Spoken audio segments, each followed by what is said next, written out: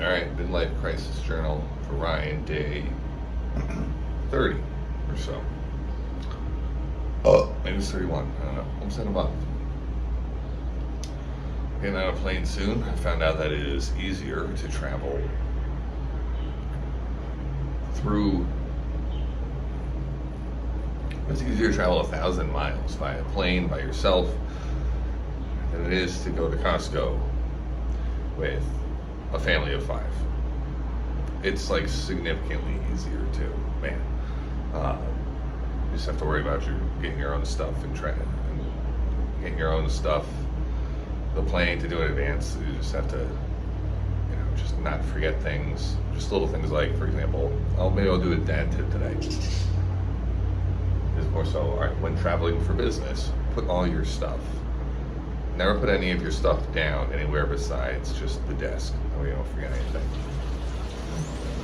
So that includes, for example, sitting right on top of the air conditioner.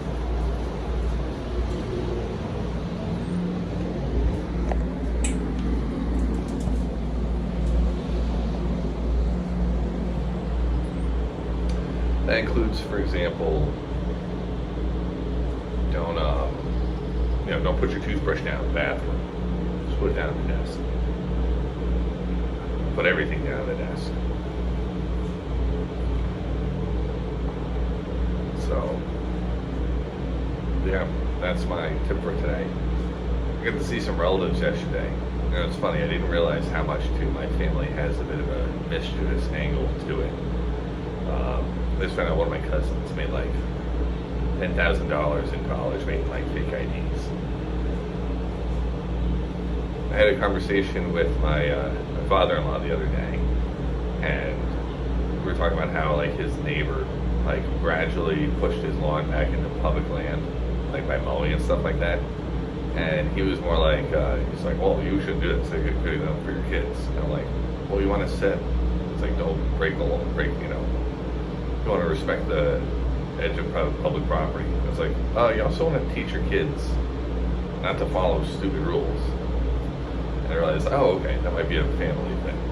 So I thought a little bit of like, don't, show kids you're willing to help out their, give them space to play baseball and take on that risk for them. Is like, especially not harming anybody. So, yeah, have your own, I don't know, I've been thinking a lot about that conversation. I didn't realize how much of it might have been my family getting a tendency towards pushing boundaries of what's legal and somehow not ending up in,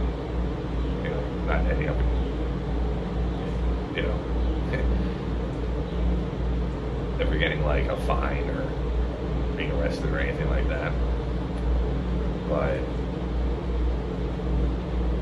the whole idea that like public property is like equally shared by everybody is like,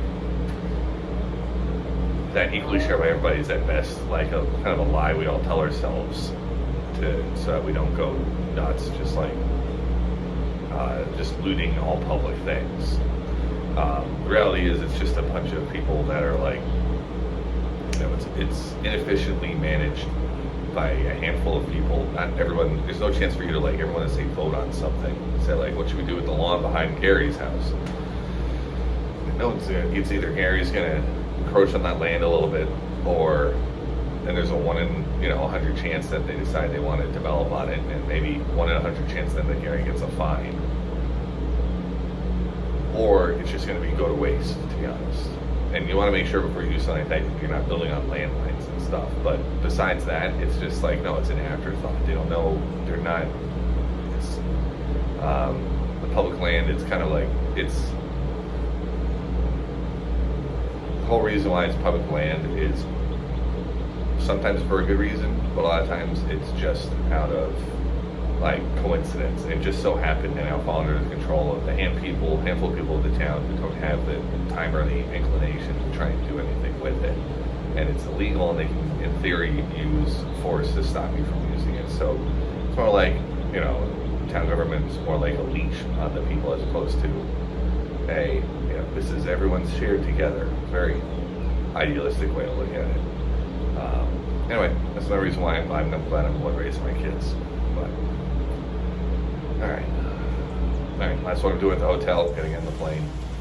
Hopefully the sound in the background isn't too distracting. Because I left my door a little bit open, I didn't want to lock myself on my balcony. So, all right, day 31, I believe, in the books.